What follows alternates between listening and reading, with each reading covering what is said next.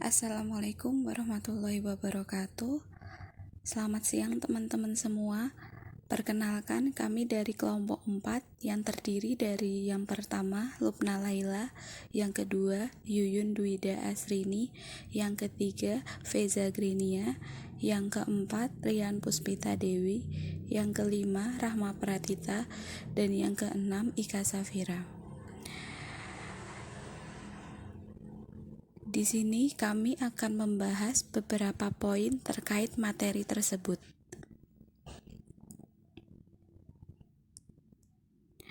Bagian pertama yaitu definisi sumber daya manusia. Sumber daya manusia adalah seseorang yang siap, mau, dan mampu memberi sumbangan usaha untuk pencapaian tujuan organisasi. Sedangkan manajemen sumber daya manusia adalah pendekatan terhadap manajemen manusia didasarkan pada nilai manusia dalam hubungan dengan organisasi.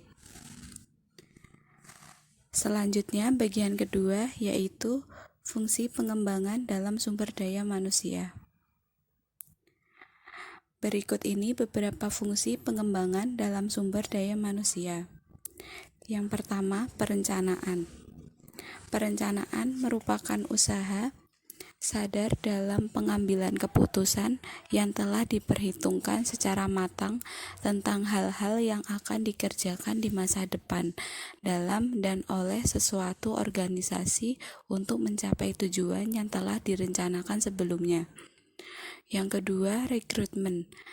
Menurut Schermerhorn tahun 1997, rekrutmen merupakan proses penarikan sekelompok kandidat untuk mengisi posisi yang lowong. Perekrutan yang efektif akan menemukan orang-orang yang berkemampuan dan memenuhi spesifikasi pekerja yang dibutuhkan.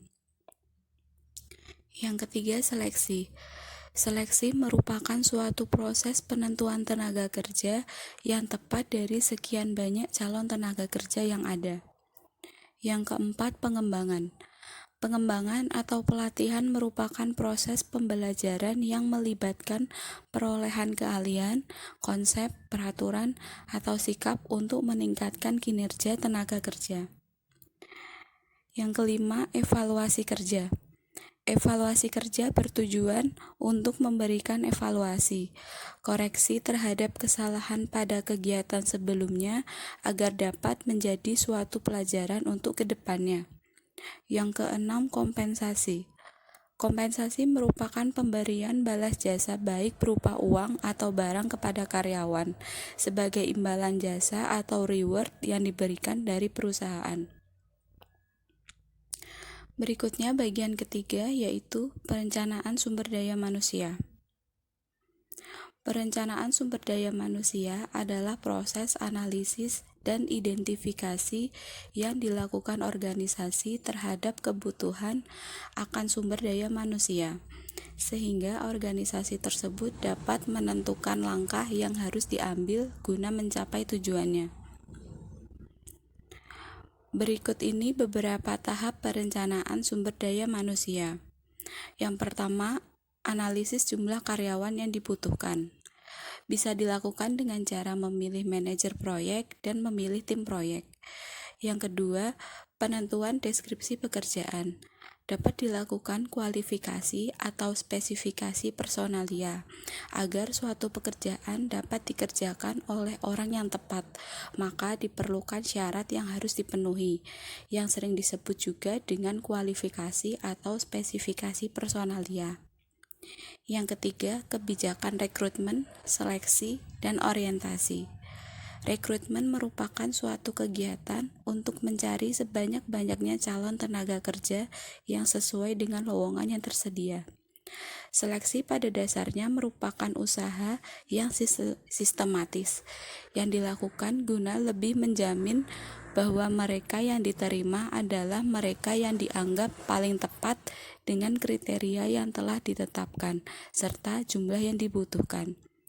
Sedangkan orientasi dilakukan pada pegawai yang telah diterima dan dimaksudkan untuk memperkenalkan pegawai baru kepada situasi kerja dan kelompok kerjanya yang baru.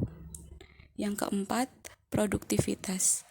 Ciri pegawai yang produktif menurut Del Timpe pada tahun 1989 yaitu cerdas dan dapat belajar dengan relatif cepat, kompeten secara profesional, kreatif dan inovatif, memahami pekerjaan, memiliki catatan prestasi yang baik, dan selalu meningkatkan diri.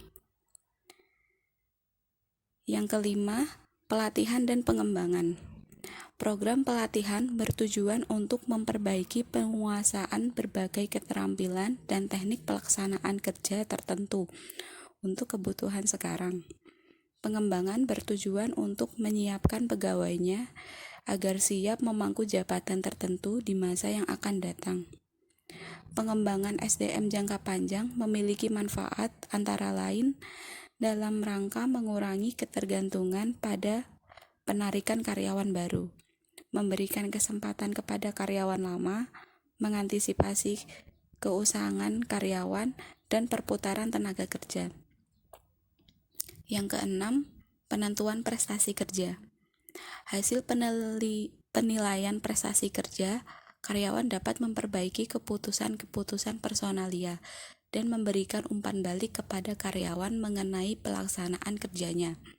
Sistem penilaiannya pun harus mempunyai hubungan dengan pekerjaan, praktis, memiliki standar, dan menggunakan ukuran yang dapat diandalkan. Yang ketujuh, kompensasi.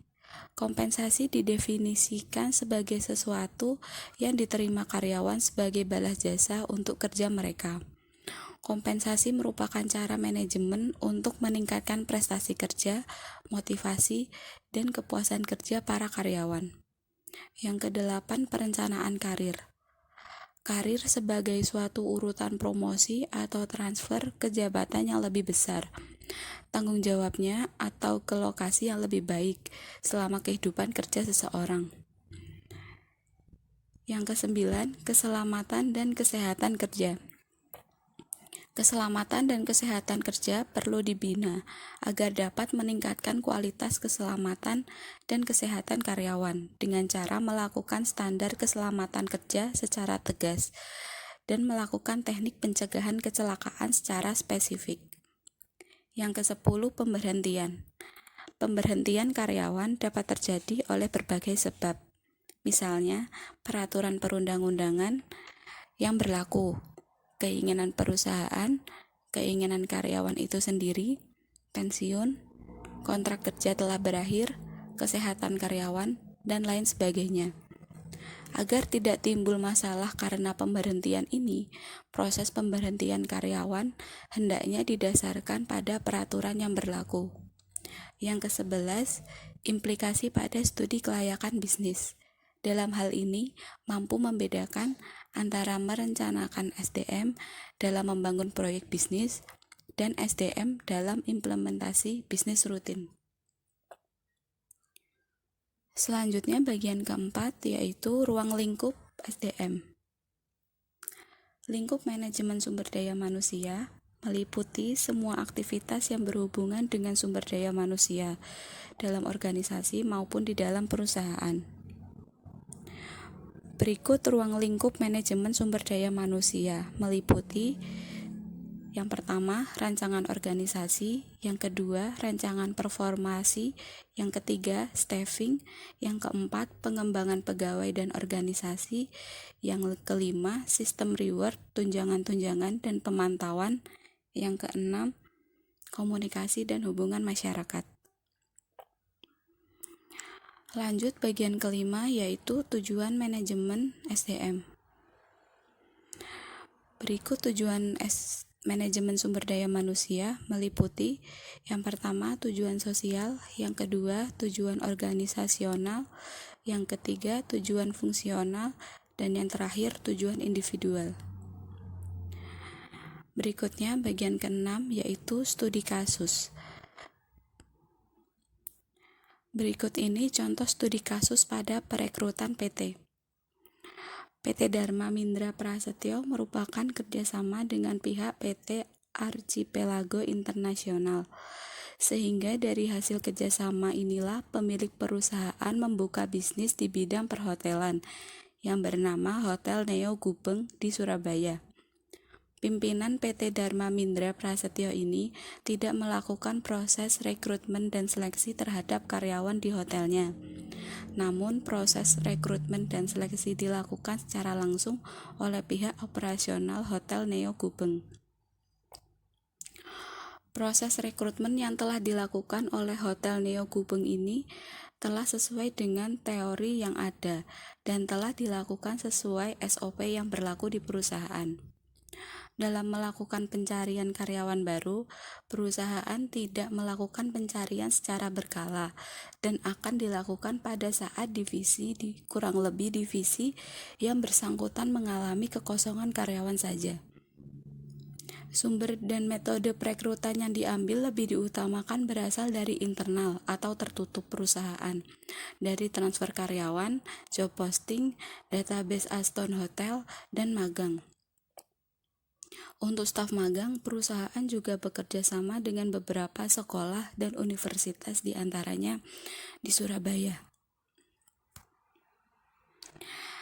SMK 6, SMK 8, SHS, SMK 1, Universitas Kristen Petra atau UKP, WM, Widya Mandala, SMK Bangkalan, SMK 1 Kertosono, SMK Delanggu, dan Neptun. Tetapi jika pada pencairan internal dirasa masih kurang, maka perusahaan akan melakukan dari eksternal atau terbuka, yaitu melalui situs kurang lebih yaitu situs tertentu. Di sini dalam arti situsnya www.jobarsipelagogointernational.com, link ID dan job seeker yang telah ditetapkan oleh perusahaan dan tidak melalui sosial media yang tidak formal bagi perusahaan. Selain itu, pada biaya budget, perekrutan, dan tujuan kerja organisasi, perusahaan selalu direncanakan untuk tahun ke depannya agar target maksimal perusahaan tercapai ini dilakukan untuk dapat meminimalkan dan mengatasi banyaknya kemungkinan dan tidak terduga dapat terjadi di saat jalannya perusahaan. Sedangkan untuk menyisihkan yang tidak cocok dan pengumpulan pelamar dilakukan secara normatif, yaitu dengan tidak melakukan blacklist kepada kandidat yang masuk. Namun perusahaan akan melihat pada saat pemanggilan wawancara langsung apakah kandidat tersebut memiliki keinginan atau niat untuk hadir pada proses pemanggilan tersebut atau tidak. Jika terdapat kandidat yang diinginkan perusahaan tersebut telah diterima di perusahaan lainnya, maka perusahaan berusaha untuk tetap mempertahankan kandidat yang berkompeten tersebut. Kesimpulan pada materi di atas, salah satu kunci utama dalam menciptakan sumber daya manusia yang profesional yaitu terletak pada proses rekrutmen, seleksi, training, dan development calon tenaga kerja. Mencari tenaga kerja yang profesional dan berkualitas tidaklah mudah, yang dimana merupakan sebuah kewajiban dalam sebuah organisasi atau perusahaan harus melakukan penyaringan untuk anggota baru atau para pekerja baru. Untuk ini, rekrutmen tenaga kerja dibutuhkan untuk menyaring para pelamar yang ingin melamar. Di dalam organisasi, rekrutmen ini menjadi salah satu proses yang penting dalam menentukan baik atau tidaknya pelamar yang akan melamar pada organisasi tersebut.